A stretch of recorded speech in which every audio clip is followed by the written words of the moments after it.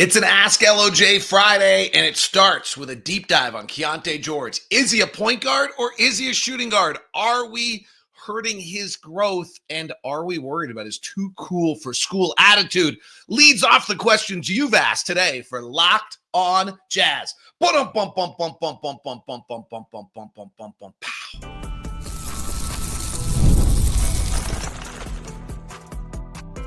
You are Locked on Jazz, your daily podcast on the Utah Jazz. Part of the Locked on Podcast Network, your team every day.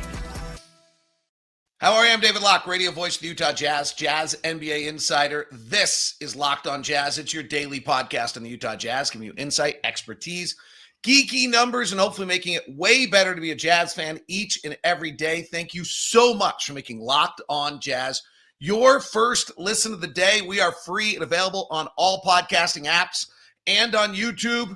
Thank you very much. We also have the free daily newsletter, Locked on Jazz, coming to your inbox with exclusive national articles by Katie Heindel and Mike Schreier, as well as exclusive fantasy look, plus all the Locked on Jazz. On today's show, your questions drive the show. What's your favorite logo? What about rookie hazing? And then the more serious questions. Is Colin Sexton a caliber playoff rotation player? What trades and moves in free agency can happen? And what about Cody Williams' Salt Lake Stars performances that have been all over the map? Plus, does tanking ruin a culture? But we'll start with a multitude of questions that start the day about Keyonte George. Today's show is brought to you by Robinhood.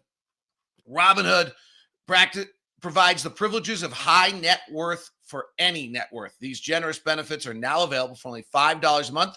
The new gold standard is here with Robinhood Gold. Sign up at robinhood.com/gold. First question, is Keyonte George a point guard or a shooting guard? It's a good question. I don't know. Well, that's exciting. He has never, as Will Hardy's pointed out before, he really has never played point guard before in his life. His senior year in high school, he becomes the point guard when a guy gets hurt and he takes that role on the team.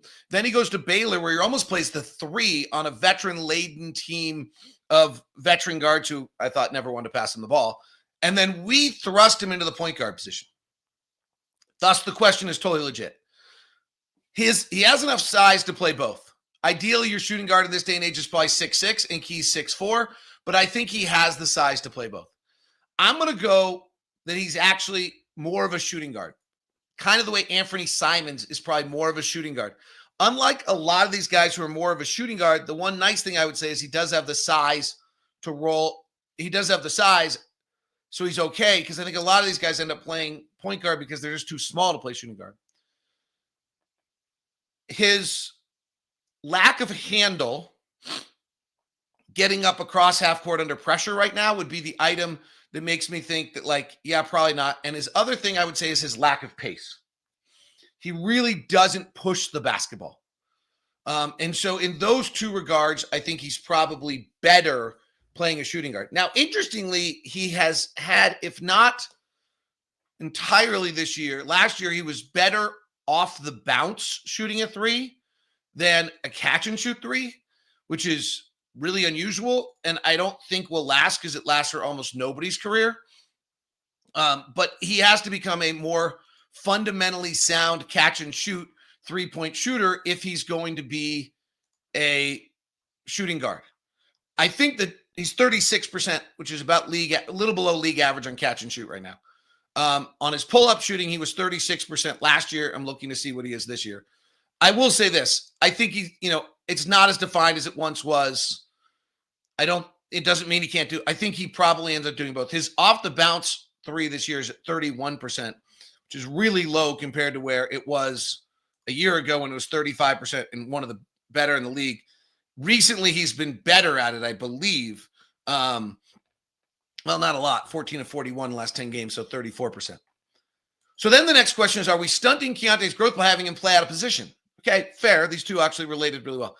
I actually would go the opposite way here. So I do think he's probably long-term, he's a shooting guard, not a point guard, because turns it over a little too much. His handle's not as tight as you'd want it to be under pressure, and he doesn't play with pace. But I also think he's learning the game. at such a high level right now that it can only benefit him in the long term.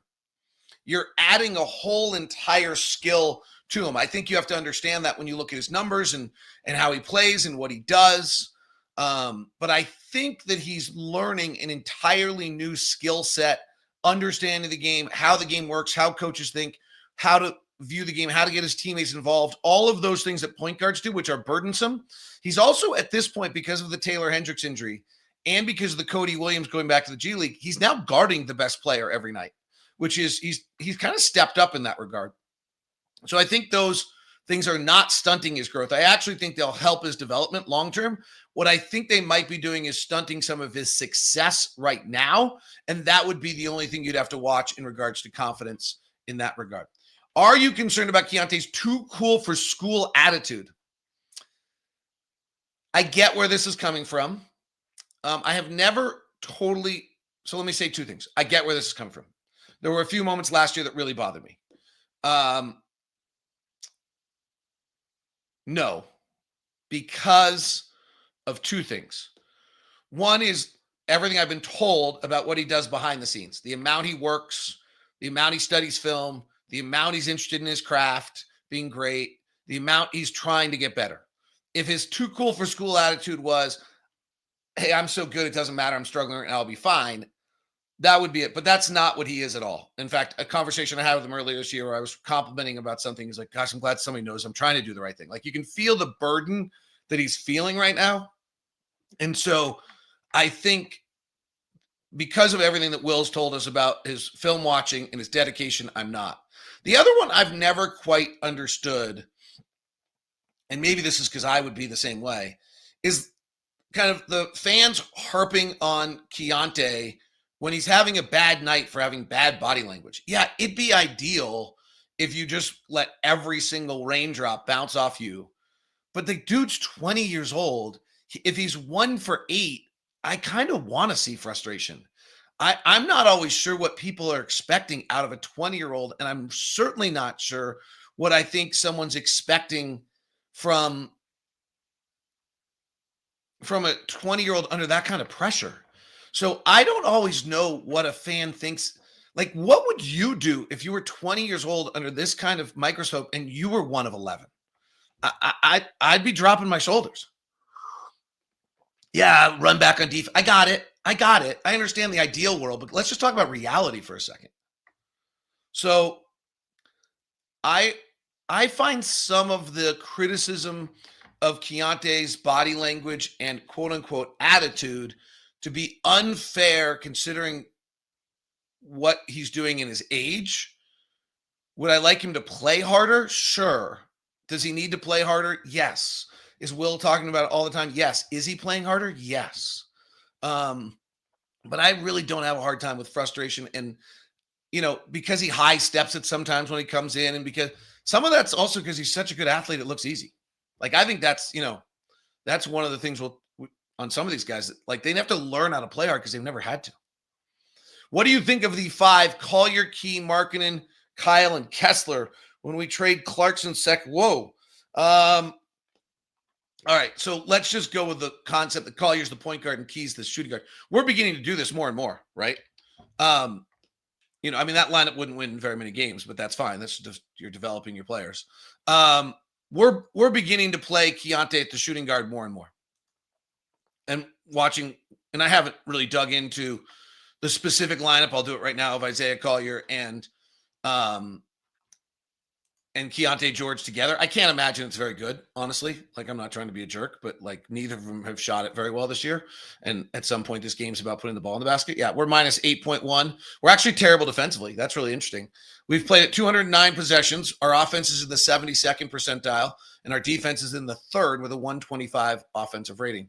So, yeah, that's not good. Now, we also have not played it with Walker Kessler very often, which would give us 3 non-shooters. We've played it much more with Drew Eubanks on the floor, and our defense just is not the same when Walker's on the floor. Though with Walker on the floor, we've done it for 35 possessions, and we're actually worse. So, not very big sample size. So, I think I don't know about trading Clarkson, Sexton, and Collins. I do think you'll probably see some version of this lineup, and it won't be particularly good.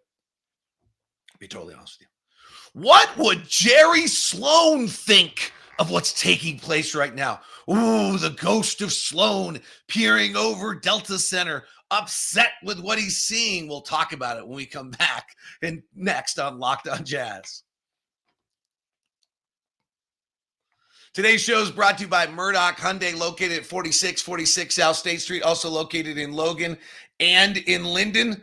The Murdochs, over 80 years in Utah, bringing you the no regrets experiencing, making sure that everything you have gives you the top line, top-notch experience as a buyer. And the Hyundai car line, just fabulous. The Hyundai, the new Santa Fe I'm driving right now, you've seen it. It looks great. It drives great. Super solid.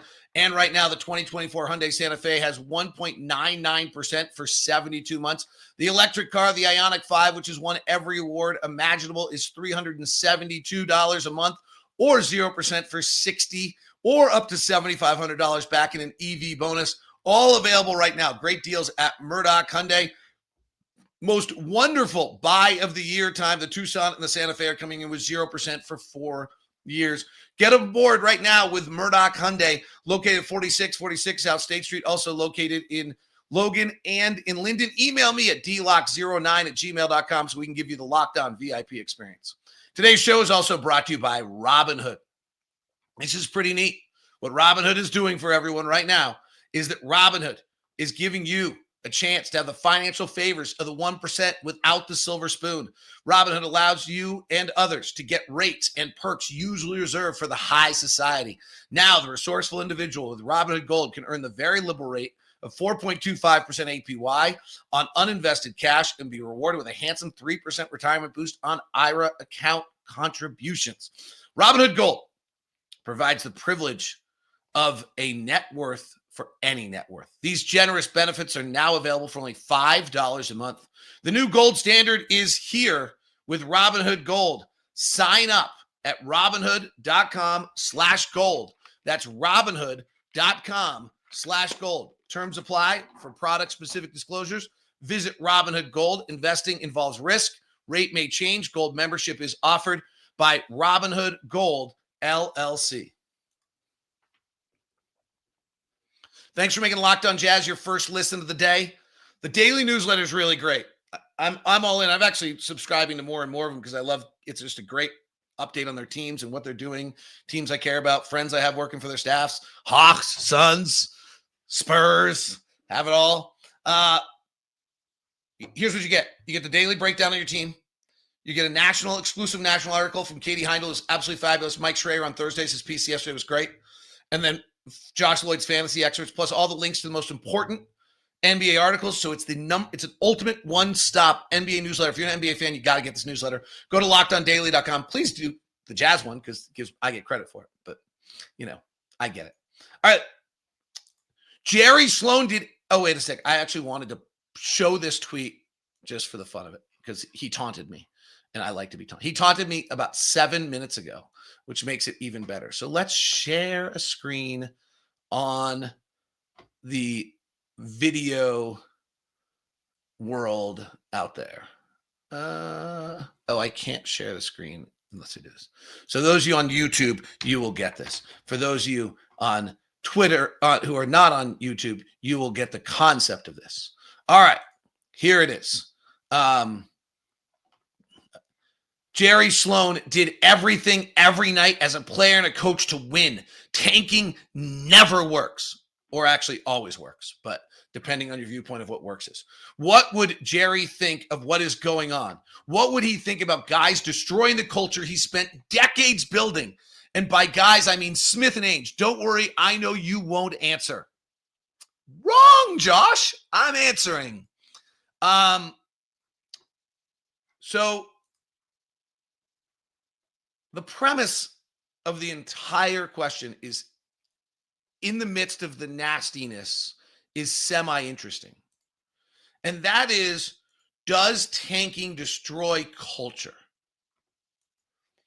And then question 2 that's really interesting in there is, what is actually culture of an NBA team? So Cleveland had the worst culture of arguably any team in the NBA, and LeBron came back from Miami, and they won a championship. right? Oklahoma City is thought of having the best culture in the league right now. When you talk about people, you talk about the culture of the team and how incredible it is. And that, like, Oklahoma City just gets constant love for their culture. Tanked for 3-4 years. Houston is being completely lauded for their incredible toughness and their culture, and tanked for 3 years. The most disappointing research that I did all offseason was on the history of the tank. Does it win in the sense that it wins a championship? Does it work in the sense if the only goal is to win a championship? No, it actually doesn't. But almost every single team that has seriously tanked, like 3, 4, 5 years of tank, have made the playoffs shortly thereafter. Almost all of them, almost universally. If you're an everydayer and you remember the show this summer, I'll bring it back out. It's probably a good time to do it. It was honestly kind of a bummer. I was hoping to prove the tank didn't work. And instead, I proved that the tank completely gets you to the playoffs. It just takes time. So the premise of this question, first off, is that you're destroying a culture you spent decades building is a laughable, absurd, ridiculous premise. The idea that what a basketball team did 22 years ago or 10 years ago, actually it's more than that, it's probably 15 now at this point, under a head coach impacts your team in 2025 is a stupid thought. Honestly, seriously, no logic. Not just just to be honest. But I think it's a super interesting question of what is basketball team culture. And then I think the next level of the question is, what about individual culture? Right? Like this week, one of my themes has been that like Walker and Keyonte are playing really, really well and showing that they can be NBA rotation players, and that on a very good team that they can be pieces along with stars. Well, this is going to be Keyonte's team basically for the next 2 or 3 years. Is he really willing to roll back to like role number 4? Maybe not. There's been a feeling for years that Kyrie Irving was so coddled in Cleveland because LeBron left that his individual culture was scarred by it. Well, he won, he's taking his team to the finals and he's won a championship. So maybe not. Right? That there's a feeling that Bradley Beal, who's in town tonight, is still scarred from playing so many games in Washington that weren't about meaning how to win, and he doesn't know how to play every possession to win. Okay. So there are 3 really legitimate questions here in the midst of vitriol of what is basketball team culture and what builds it. And honestly, my answer to that is talent. Talent and good coaching builds it. You get good coaching without talent, it matters. You're doing it right. That matters. But frankly, Houston was doing it wrong under Steven Silas. Whether he's a bad or good coach, they were a mess. They're fine now. They're totally fine. So they changed coach and they have talent now. They have talent. Talent makes culture. I hate to tell you that. It's such a bummer. But you can have the best culture in the world, but if you don't have talent, you don't win. So then the other question is, do you really believe that like Dennis Lindsay used to talk about the DNA of Utah Jazz basketball, which I thought made the fans happy, but I always never bought it. The only thing I really think is the DNA of Utah Jazz basketball, honestly, is the fact that we have played at altitude our entire lives in front of a really great crowds, and it's really hard to win here. I think that's actually the DNA of Utah Jazz basketball, is that we'll always win a lot of home games. Because we play at altitude, we have a home court advantage, we're in a basketball arena, and we have fans that are into it, so it's full every night. That's actually the only thing that I think still lasts from 20 years ago. So in the midst of that, I actually think the reason I read it is, despite his shot at me, I think it was a really interesting question with a lot of really good conversation pieces in it. If the Jazz don't get a top 4 pick, is this a wasted season? I'll phrase it differently. Over the next 3 years, which I think is probably what we're doing here, we need to get 2 really, really good players. Really good, like top 20 players in the NBA players. That implies that on one of those years, you're not getting one. So is it a wasted season? Yeah. If you don't get any draft, if you play your season, develop your players, and then you don't get any draft picks, that part of the season is wasted. Now, what happened in the season, let's not forget. Keyonte's getting better. Walker's getting better. Filipowski's getting experience. Cody's getting experience, hard experience. Isaiah Collier's getting, like, there's a lot of things developing in the midst of it. But yes, a large part of the importance of the season is putting yourself in a position to add another player for the future. So is it a wasted season? No. Is it a disappointing draft and outcome? Sure. What is the next time you think the Jazz will post at least a mid-success 40-plus win season, or how about a 50 win? And this is our first ever question from Blue Sky. I don't know. If you think that this is year one, which you might remember, Oklahoma City tries this, and then they're not their first year. They don't. If we use their model for a second, Oklahoma City tries to tank, and then they don't. Chris Paul wins too many games in 1920, and then they go for two. On their third year, they get to 40 wins. In their fourth year, they get to 50 wins. That's about as fast as you can do it. If you look at the Houston Rockets, they went 3 years and then got to 40 wins and are on their pace to 50 wins. I think that's more realistic. So my guess would be 24, 25 is this year, 25, 26, 26, 27. I would guess that 27, 28 is our 40-win season. 28, 29 is our 50-win season. And if we're piecing things together nicely, we're actually accelerate that. And that, as I talked about this week, I think 29, 30, you're really competing for it. That's, if you want a timeline, everybody wanted a timeline all year last year. I'll go for that as a timeline. Now, a million things can change between now and then. Danny Ainge was starting a rebuild, hoping to have Kevin Durant, didn't get Kevin Durant, and ended up getting Ray Allen, Kevin Garnett, and Paul Pierce together, and they ended up going to win a championship. So there's a lot of pieces to that puzzle that can certainly change it. All right, fun ones to continue still. Cody Williams, G League, should we be concerned? What types of trades are the Jazz looking for? And some fun questions before we wrap on logos and hazing. It's all as we continue on today's edition of Locked on Jazz. Today's edition of Locked on Jazz is brought to you in part by our friends over at FanDuel. FanDuel is the official sportsbook partner of Locked On. It's also the official sportsbook partner of the NBA. If you want to get into the game, add a little fun to your life, you can do it with FanDuel. And FanDuel right now, when you win a $5 bet, you get $150 in bonus bets as a new customer. That's all at FanDuel.com. Great opportunity for you to get into action. College football playoffs this weekend. NFL, NBA. So when you get a hunch in the middle of the game, you want to check out the latest stats, view play-by-play, and so much more on the same page where you place your bets. Go to FanDuel.com today. Their site's pretty cool, actually. Go FanDuel, just as like a sports site. FanDuel.com. You'll get started with $150 in bonus bets if you win your first $5 bet. Never waste a hunch. Make every moment more with FanDuel, the official sportsbook partner of Locked On and the official sportsbook partner of the NFL. NBA tonight, Jazz and the Phoenix Suns, 7:30 start.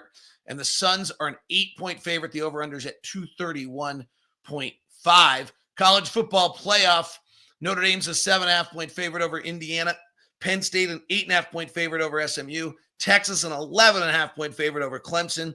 And Ohio State, a 7.5-point favorite over Ohio State. Not a single game projected inside of a touchdown.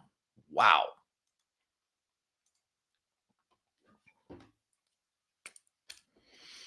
Thanks so much for tuning in to Locked on Jazz, and thank you to the everydayers who make this whole show work. You're the best. Thank you so much for making us a part of your lives. All right, rapid fire, final segment of questions here.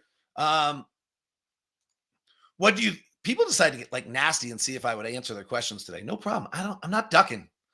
What would Danny Ainge and Justin Zanuck be seeing their number 10 pick Cody Williams rack up 2 points, 1 rebound, 2 assists in 34 minutes in the G League? I'm going to guess the really boring answer for you is they were probably just as calm as they were the night where he had like 24 points, 5 blocks, 3 assists, and thought to themselves that, like, okay, this is all a process. Part of the thing with Cody is having him understand how to play hard each and every night and understand what he's such a great athlete, what it is to play hard. Last night, he had 9 points, 9 rebounds, and 3 assists. And so the 9 rebounds is probably what they care the most about. Those are energy points. He also had 2 blocks last night, shot 3 of 10. So I think there's, I think they understand it's a process and they're not grabbing an individual box score on a given night. Bryce Sensabaugh had 21 last night, I think it was, unless I'm off a night. Oh, wait, no, that's the December 10th game. Last night, they played the same team last night, right? Or no, last night they lost to the San Diego Clippers, right? By 2? Have they lost back-to-back games by 2? So last night, Cody was probably exactly what you said. Cody was 2 points, 1 rebound, 2 assists, 3 steals. They probably like the 3 steals. They probably wish he had 9 rebounds, right? Are they over the moon that Isaiah Collier had 23 points, 8 rebounds, and 4 assists on 9 of 22 shooting? Probably equally reacted to both. It's experience and time and development. You've documented Keyonte's rookie season and sourced players with successful careers. Can you do the same for Cody? Absolutely not after 20 games in the NBA season. But certainly someone shooting 20% from the field and 14% from 3 has limited, that's not a great route. I'm not going to lie, but no, not 20 games into a season. Are the Jazz going to try and trade a player that can help them win, or do they need more picks and money, which is more important? No, this is from Threads. This is our first ever question from Threads. You can follow me at DLock09 on all the platforms. TikTok, Instagram, Threads, etc. I mean, I don't know why you would make a trade right now to try to win extra basketball games. The point of the season was development of the 7 young players and Lauri Markkanen's individual skills like post-ups, isolations, things of that nature. So I don't know why you would possibly try to make a deal to do anything other than open up doors to develop those 7 players and give them more time. Which leads to a really interesting question here. I think it came in from a guy named Quint, but I don't remember. Would you pull a trigger on a minutes talent consolidation trade at this point in the rebuild? An example being John, JC, or Sexton move to get a player like Levine. So I think that's really interesting. Also because it gives you some roster flexibility and because it gives you some different trade options going down the road. This one's actually interesting. In other words, if you think that Jordan Clarkson's playing 25 minutes and Sexton's playing 30 and you combine the 2 of them for a player who plays 30, you've opened up 25 minutes. I do really believe strongly, by the way, that having John Collins, Jordan Clarkson, and Colin Sexton around to have a semblance of order of what's going on, it's nice to say I just want the young kids to play. But if you roll all of them out, it's such an unmitigated disaster that no one's learning anything. Right? I mean, I have a question coming in here. I'll jump to it here. Why does Will Hardy give a healthy Jordan Clarkson so many minutes and usage it takes the ball out of the hands of the young developing players? I can't disagree with this more. Jordan Clarkson hasn't been efficient, so his play doesn't help us win. That's true. Honestly, Jordan's lack of efficiency is the least efficient offensive player in the league is not helping you win games.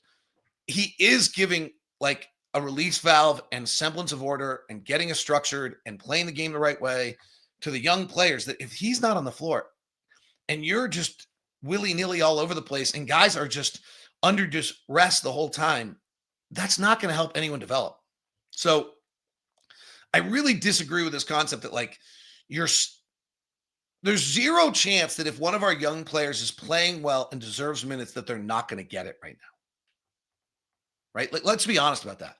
There's zero chance that if Cody Williams, Kyle Filipowski, Isaiah Collier, Keyonte George, Bryce Sensabaugh, Walker is playing well and deserves minutes that they're not going to get it right now. What they're not getting is the extra 10 minutes of just you get to go out there and have even though you're terrible, and keep playing. And then restrict the ability of everybody else on the floor to do anything productive. How punitive are the aprons, particularly regarding trade restrictions? Are we effectively done with midseason trades by contenders? This is going to be a super fascinating offseason of trades because we can sit here today and go Colin Sexton, Jordan Clarkson, John Collins trades, and there aren't a lot of places for them to go. Phoenix could not trade for any of them because Phoenix cannot aggregate a salary. And Phoenix would have to send a player for the exact same value of one of those players back and forth. And Phoenix could use all these players, but they can't piece together 3 pieces because they can't aggregate a salary because they're over the apron. So yes, I think there's a real chance that the unintended consequence of the new collective bargaining agreement is that contenders are going to have a hard time making trades, and then therefore developing teams are going to have a hard time getting value for some of the young players. If the Jazz are lucky enough to get picks for our current vets or maybe other trade packages, should be looking at 20, 30ish range for draft compensation. Sure, I don't think we're getting a lot of picks for our current vets that aren't pretty heavily restricted, but maybe, yes, certainly. I mean, what I've always thought the model would be here is that you go down, you acquire talent through the draft for 3 or 4 years that are your talent, and then as they're emerging, you use your other draft picks to add a piece on the bottom. So that guy comes in like the 6th or 7th best player on your roster, but really gives you a bump that you couldn't get otherwise because on a rookie salary, they're able to help you. So yes, exactly. If the Jazz get the number 1 pick, should they move down a couple of spots and get more assets in return perhaps than a guy like Fleck? No. You should get the highest end possible talent. A top 10 or top 20 level talent player is so much more valuable than a collection of players in the NBA. Which logo do you prefer, Mountain or Note? Can we keep a little secret between ourselves? My favorite logo is the state logo with the basketball on it. That's my favorite logo, is the Utah State with the basketball through it. I think that should be our logo. I understand the Note has value forever and is what it is. And I understand we're in mountain basketball. And I know those guys, and they've done incredible work. But just personally, yeah, I love that one. Do the vets make the rookies wear children's backpacks when traveling? What kind of fun things do they do? Honestly, I've seen almost nothing this year publicly, so they may be doing some stuff privately. And we tried to make Lauren Green as a rookie carry a backpack, and she wouldn't do it. This young generation of upstarts do not understand the question. Oh, I don't believe that crap at all. But Lauren wouldn't wear a backpack. She's awesome. She works hard. She's terrific. She's a great example of how the next generation's better than ours, but she wouldn't wear the backpack. So I don't know. That is Locked On Jazz. Thanks so much. You guys are fabulous. Please subscribe to the newsletter at lockedondaily.com. Follow me at DLock09 on X, Threads, Blue Sky, Instagram, TikTok. Love to have you there. Try to get you as much information. Trying to always keep that game active. And if you have not followed or subscribed to the podcast, it's free. Please do so on YouTube. Hit that bell button. Get our subscriber numbers up. Be notified whenever we do stuff. Thanks so much for being a part of Locked On Jazz. We will now send you the first ever 24/7 NBA channel on YouTube, and check out on audio. Check out Locked On NBA every night. The game recap show is awesome.